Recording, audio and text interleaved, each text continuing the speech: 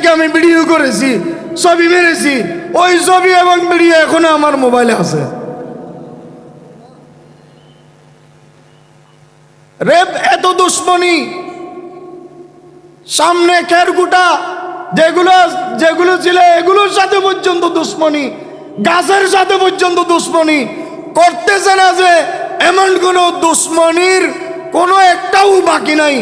জাদুগিরি হতে শুরু করে, সেহের জাদু থেকে শুরু করে আর্মি র্যাব পর্যন্ত, পুলিশ পর্যন্ত দিয়ে শুরু করে এমন কোনো দুশ্মনী নাই যে দুশ্মনী এই শফিকিয়া দরবারের সাথে করা হয় নাই। কিন্তু ইউরিদুনা লিইউতফিউ নূর আল্লাহি বিআফওয়াহিহিম, তারা চাইবে যে আল্লাহর নূর যেটা আছে, দ্বীন ইসলাম যেটা আছে, সত্যিকারের শরীয়ত এবং তরিকত যেটা আছে, দুশ্মনরা চাইবে, মুনাফিকরা চাইবে এটা নিভিয়ে দেওয়ার জন্য। ওয়াল্লাহু মুতিম্মু নূরিহি, আল্লাহ পাক রব্বুল আলামিন ওই নূরকে, ওই তরিকত এবং তাসাউফকে, ওই দ্বীন এবং ইসলামকে আল্লাহ নিজেই পরিপূর্ণতায় পৌঁছিয়ে দেবেন। সুবহানাল্লাহ। এই দরবারে শুরু থেকে আমরা দেখে আসতেছি, দরবারে আসার জন্য আমাকেও মানা করা হয়েছিল। আমি নিজেকে অনেক আলেমরা আমাকেও মানা করেছিল। আমি সপ্তাহখানিক, ওই সময় সপ্তাহখানিক ওই এক আলেমের কথা শুনে আমি দরবারে আসিনি। অনেক দিন আগের কথা, সপ্তাহখানিক আমি আসিনি।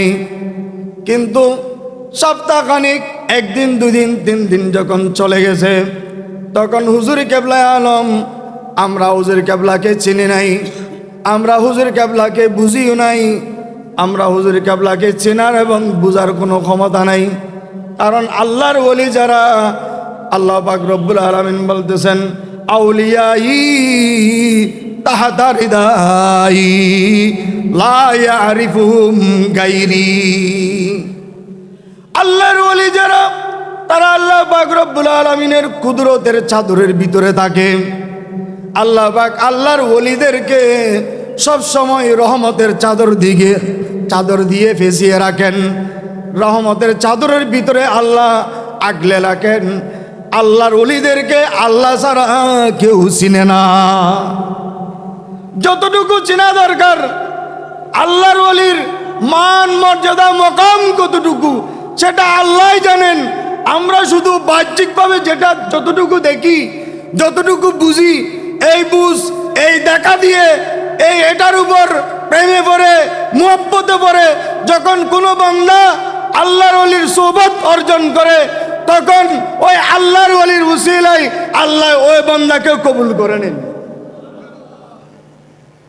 এখন কয়েকদিন যাওয়ার পর আমার মনে এমন একটা অবস্থা শুরু হয়ে গেছে যে আমার মনে হচ্ছে যে কেউ যেন আমাকে রশি দিয়ে বেঁধে দরবারের দিকে টেনে নিয়ে আসতেছে।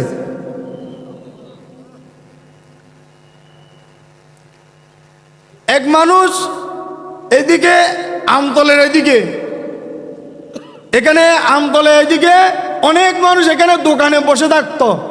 মাসিক মাহফিলের সময় মানুষদেরকে সরাসরি বলতেছে যে ওখানে কি জন্য যাচ্ছস, ওখানে কি জন্য যাচ্ছস, ওখানে যাস না। কিন্তু অনেকদিন পর যখন বুঝাচ্ছে, আবার নিজে নিজে তওবা করছে, আবার নিজে বলে দিছে যে আমি আপনাকে তো এটা ভুল বলছিলাম, আসলেই হুজুর কেবলা আলম একজন আল্লাহর ওলি। সুবহানাল্লাহ।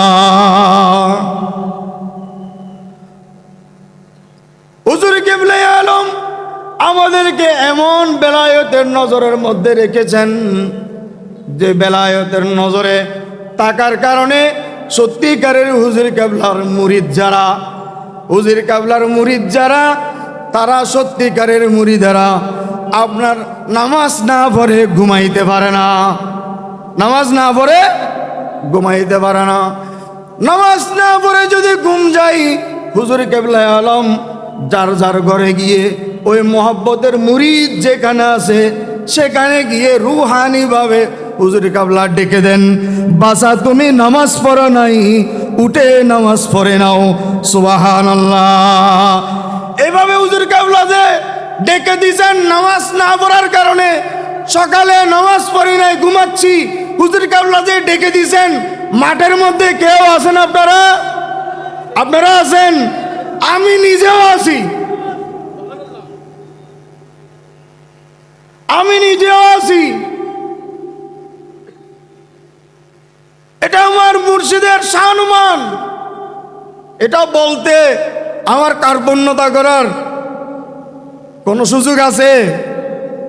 মাল্লাম ইয়শকুরিন নাসা লাম ইয়শকুরিল্লাহ। যে বান্দার শুকরিয়া আদায় করে না, সে আল্লাহর শুকরিয়া আদায় করবে না। আর যদি শুকরিয়া আদায় করে, আল্লাহ বলতেছেন লাইন শাকারতুম লাযিদান্নাকুম, যদি তোমরা শুকরিয়া আদায় করো আমি আল্লাহ তোমাদেরকে ওই নিয়ামত আরো বাড়িয়ে দেব। সুবহানাল্লাহ। মোহাব্বত থাকতে হবে। এই মোহাব্বত নিয়ে মুরিদ যখন শেখ তরিকতের মোহাব্বত নিয়ে মুরিদ যখন ঘুমাই, ওই মুরিদ ঘুমের মধ্যে থাকতে পারবে না। ওই মুরিদ নামাজের টাইম হইলে হুজুর কেবলা আলম রুহানি ভাবে গিয়ে ওই মুরিদকে নামাজের জন্য ডেকে দেন। এটা আমাদের না, শুধু আমরা যে আমাদেরকে তো হুজুর কেবলা ডেকে দিচ্ছেন, কিন্তু হুজুর কেবলার জীবনের একটা ঘটনা আছে এরকম। হুজুর কেবলা তখন জামাতে হাফতুমের ছাত্র।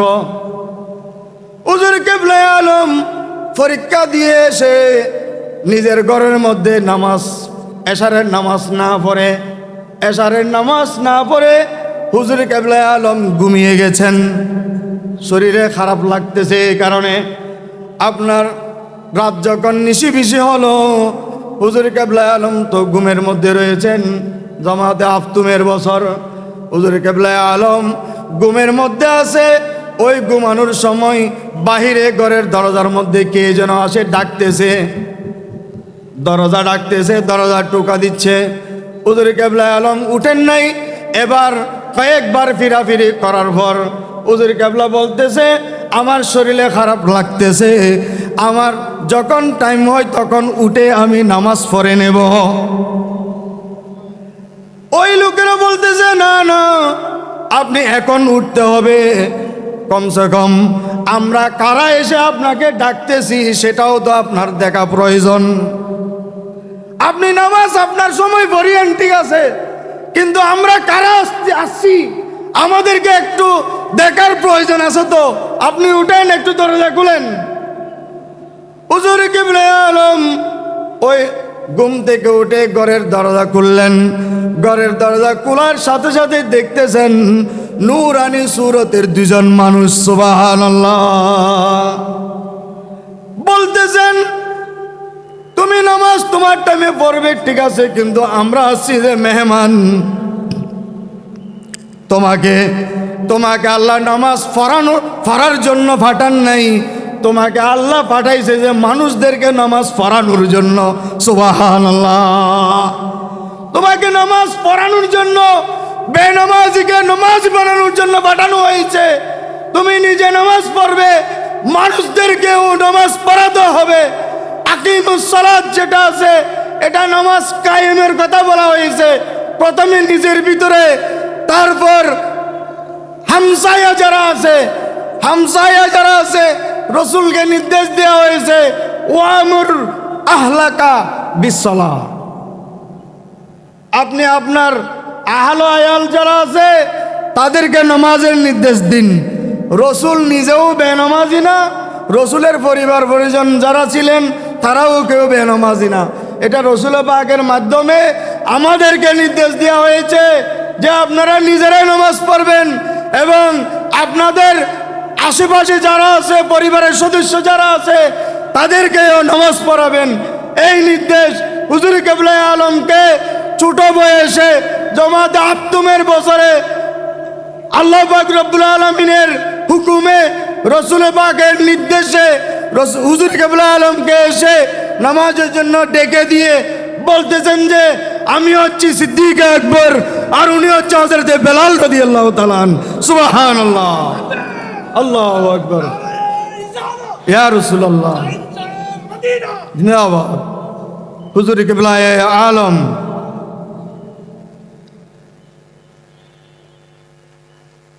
আমরা তো হুজুর কিবলাকে চিনি নাই। আমরা ঘুম গেলে তো আমরা দেখি কক্সবাজার,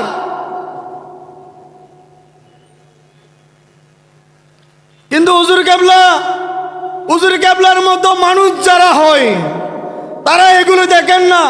এগুলো দেখার কোনো আরমান, আশা ভরসা ওনাদের থাকে না।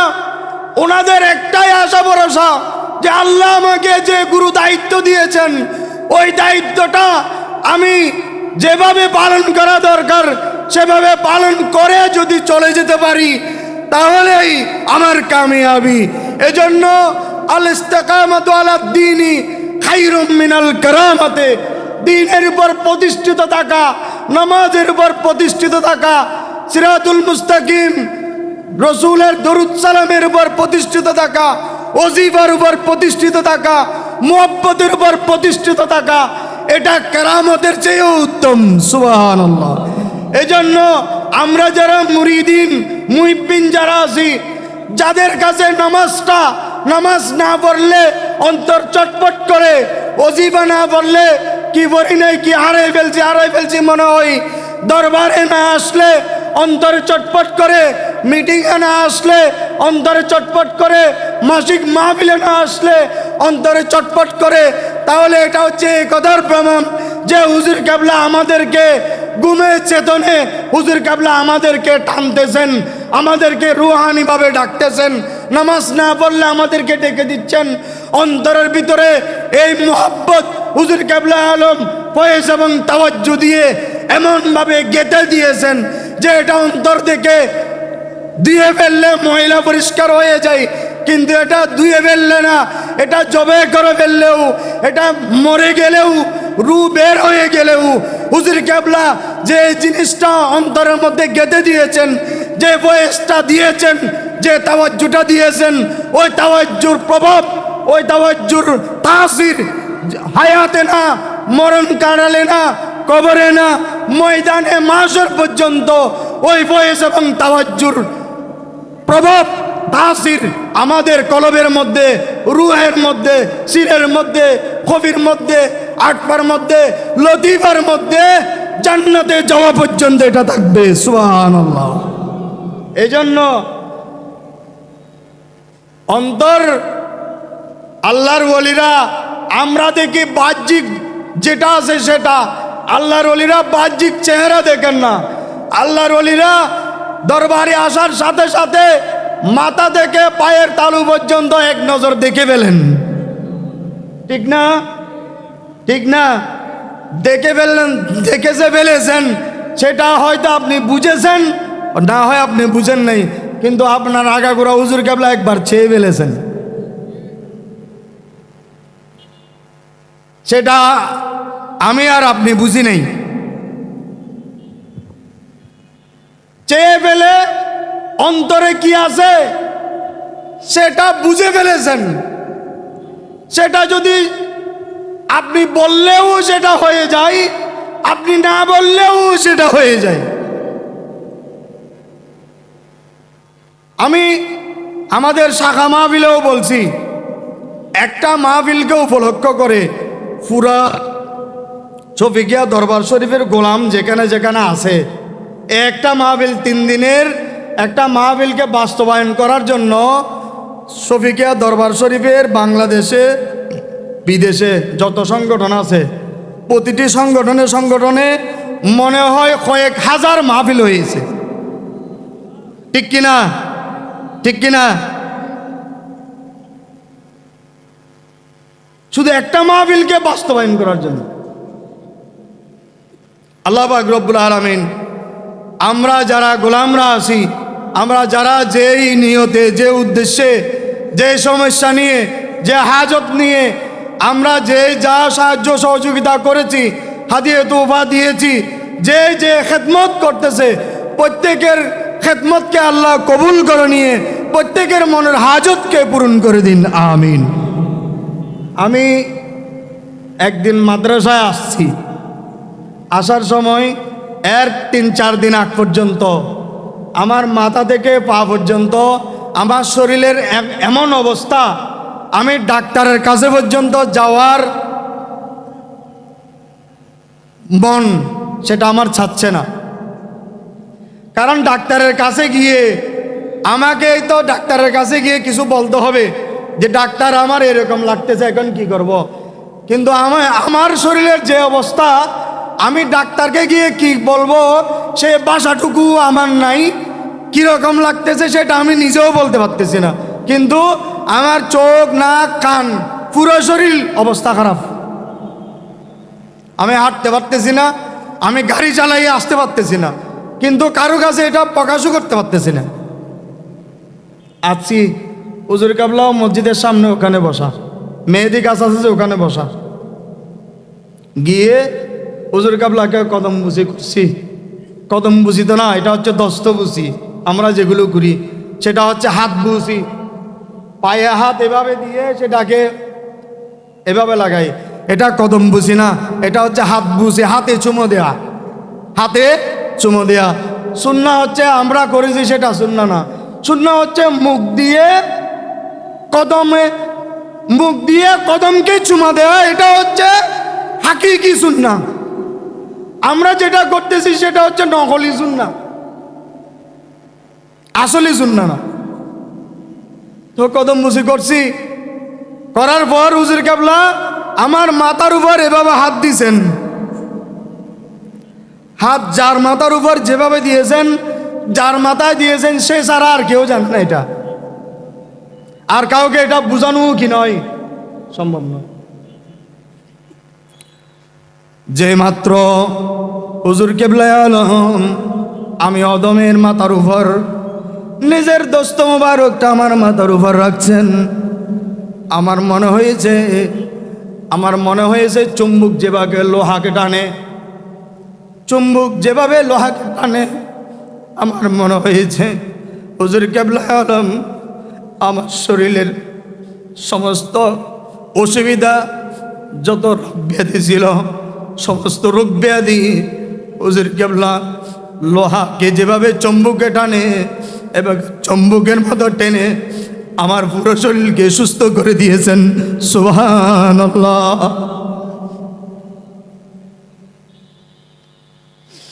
এভাবে যার মাথার উপর হাত দিয়েছে সে জানে, এটা অন্য কেউ জানবে না, অন্য কেউ বোঝানো সম্ভব হবে না। হুজুর কেবলা আলম আমরা যখন দুঃখ দুর্দশা নিয়ে আসি, হুজুর কেবলা মাথা থেকে পা পর্যন্ত দেখে নিজের শরীরের অবস্থা দিকে তাকান না, মুরিদের অবস্থার দিকে তাকিয়ে এমন একটা বেলায়েতের নজর দিয়ে থাকেন যে নজরের কারণে মুরিদের যত সমস্যা আছে সমস্ত সমস্যা সমাধান হয়ে যাওয়ার জন্য আল্লাহর দরবারে দোয়া করতে থাকেন। সুবহানাল্লাহ। শুধু তাই নয়, একজন মানুষ আপনাকে হুজুর কেবলা কোনো একটা বিষয় দিয়ে আপনাকে বাজারে পাঠিয়েছেন, বাজারে আসা যাওয়ার ক্ষেত্রে কত মিনিট লাগবে, কতক্ষণ লাগবে, হুজুর কেবলা সেটা হিসেব করে ফেলেন। হিসাব করে সময়টা যখন আস্তে আস্তে পার হয়ে যায়, হুজুর কেবলা জিজ্ঞেস করতে থাকে যে কি হয়েছে, ও এখন আসতেছে না কেন, কি হয়েছে আসতেছে না কেন। আসা হতে যাওয়া পর্যন্ত হুজুর কেবলা আলম আমাদের কাছে আমাদের জন্য এভাবেই দোয়া করতে থাকেন, এভাবেই আমাদের ব্যাপারে নজরদারি করে থাকেন। সুবহানাল্লাহ। কোনো মুরিদ যদি দীর্ঘদিন না আসে, হুজুর কেবলা আলম খোঁজখবর নিতে থাকেন যে ওর কোনো অসুবিধা হয়েছে কিনা। এভাবে নজরদারিতে রেখে ঘুমে এবং চেতনে এভাবে নজরদারিতে রেখে আমাদেরকে পাহারা দিচ্ছেন, আমাদেরকে ঈমান আমলের হেফাজত করতেছেন। এভাবে আল্লাহর ওলি যারা, তারা স্ব মুরিদদেরকে নিজেদের কষ্ট এবং ক্লেশ সবগুলোকে বিসর্জন দিয়ে মুরিদের জন্য যা কিছু করা দরকার সবগুলো করে থাকেন। আপনার বিদেশের মধ্যে আমাদের জসিম ভাই এবং কামাল ভাই ওনাদের সমস্যা হয়েছে, আরেকজনের সমস্যা হয়েছে, আরেকজনের সমস্যা হয়েছে। হুজুর কেবলা আলম নিজের সন্তানও এভাবে ছেলেদের জন্য করবে না। হুজুর কেবলা আলম এখানে খতমে কোরআন পড়াচ্ছেন, খতমে শেফা পড়াচ্ছেন, একবার দুবার তিনবার এভাবে খতমে কোরআন খতমে শেফা পড়ানোর দরকার কি? আমরা অনেকে আছি টাকা ছাড়া কিছু চিনি না। এখন বীর মুরিদি আছে যে কিসের উপর? টাকার উপর। টাকা যতক্ষণ, ফিরু ততক্ষণ, মুরিদও কি ততক্ষণ। কিন্তু আমরা এমন একজন মুর্শিদ পেয়েছি যিনি মুরিদের জন্য টাকা খরচ করে থাকেন।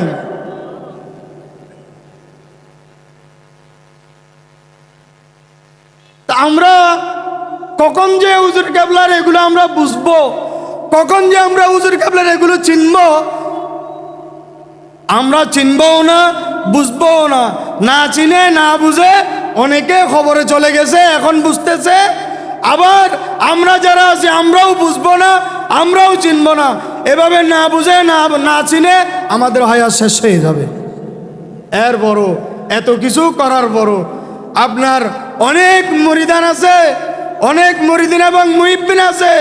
হুজুর কেবলা আলম ওনাদেরকে নিজের সন্তানের চেয়েও বেশি মহব্বত করে থাকেন। সুবহানাল্লাহ। এভাবে মুরিদ একজন দুজন না, যত মুরিদ আছে ওই মুরিদ আমরা বুঝি না। এই কারণে আমরা জানি না যে হুজুর কেবলা আমাদেরকে কতটুকু মহব্বত করেন। রসুল পাক সাল্লাল্লাহু আলাইহি ওয়াসাল্লাম, রসুল পাককে আল্লাহ পাঠিয়েছেন উম্মতের ঈমান আমল হেফাজত করার জন্য। রসুল পাকের ইন্তেকালের পর কিয়ামত পর্যন্ত এভাবে আহলুল্লাহ যারা, তারা হচ্ছে স্ব জমানার, স্ব এলাকার, স্ব যুগের মুরিদিন মুহিব্বিন যারা আছে তাদের ঈমান এবং আমলের হেফাজতকারী। সুবহানাল্লাহ। তাই আমাদের প্রয়োজন, এখানে আমার দীর্ঘক্ষণ কথা বলার কোনো সুযোগ নাই, যা বলছি তা হুজুর মাহফিল মঞ্চে তশরিফ এনেছেন। আমার অত্যন্ত পরম শ্রদ্ধেয় উস্তাদ, যার অফিসের দরজার দারোয়ানের মতো আমি দাঁড়িয়ে থাকতাম, হুজুর আমাকে সময় দিতেন।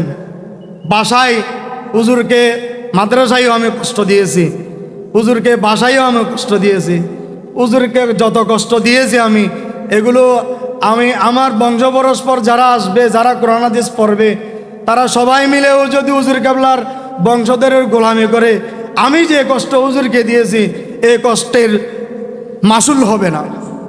আমার পরম শ্রদ্ধেয় উস্তাদ চট্টগ্রাম সুবহানিয়া কামিল এম এ মাদ্রাসার সুযোগ্য উপাধ্যক্ষ হজরতুল হাজ আল্লামা জুলফিকার আলী চৌধুরী মাদ্দাজিল আলী হুজুর মঞ্চে তশরিফ এনেছেন। আমি কথা ইটি টেনে ফেলছি।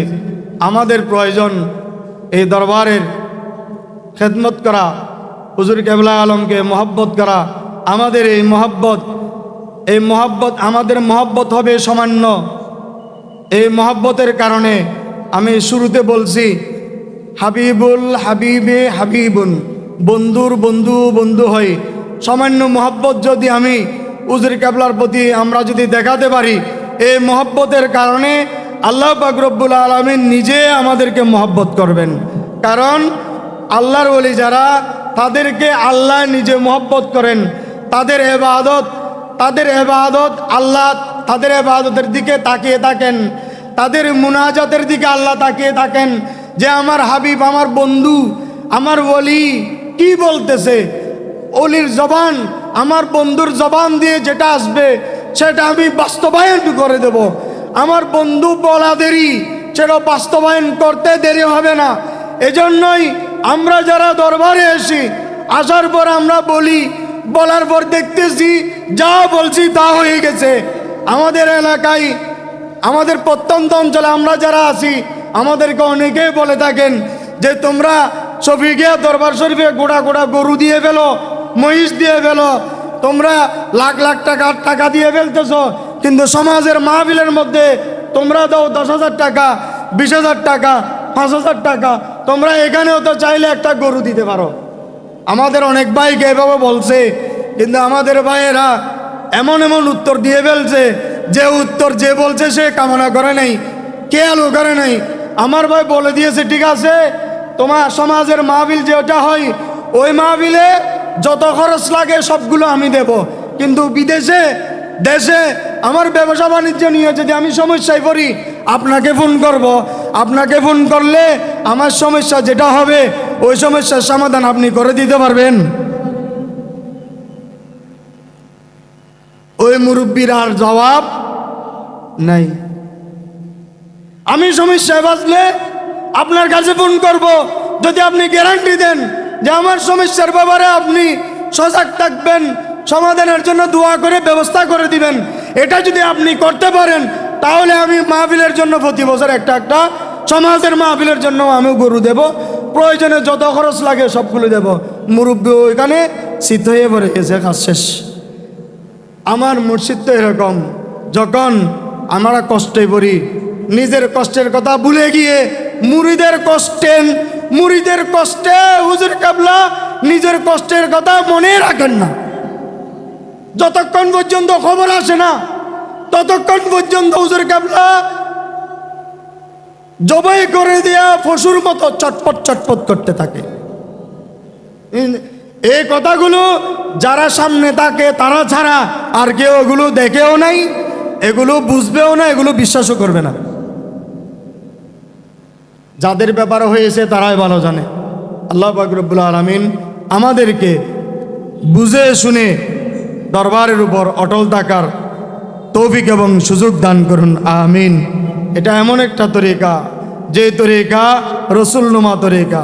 আমাদের ছেলে মেয়ে, আমাদের বংশধর, কিয়ামত পর্যন্ত যারা আসবে সবাইকে আব্দুল বারী শাহ রহমতুল্লাহ এই তরিকায়, হাফেজ মুনিরউদ্দিন হালি শরীর রহমতুল্লাহ, হজরতে কুতুবুল্লাহ আলম শাহ সিবি সৈয়দ মাওলানা মীর আহমদ মুনিরি রহমতুল্লাহ এবং হুজুর কেবলা আলম মাদ্দাজিল্লাহুল আলীর এই তরিকতের উপর, এই সিলসিলার উপর আমাদের বংশধরদেরকে আল্লাহ কবুল ও মঞ্জুর করে নিন, আমিন। আব্দুল বারী শাহ রহমতুল্লাহর প্রতি আল্লাহ পাকের যে এলহাম, জানাবে আব্দে বারি কে বেশারত আয় আজিজ এক জামাত সারা জাহাঁ আপকা দৌলত জহুর, এই বেশারতের বাস্তবায়ন আমাদের বংশধরের মাধ্যমে আল্লাহ বাস্তব হওয়ার তৌফিক দান করুন, আমিন। ওয়া আখিরু দাওয়ানা আনিল হামদুলিল্লাহি রাব্বিল আলামিন। আসসালামু আলাইকুম ওয়া রাহমাতুল্লাহি ওয়া বারাকাতুহু।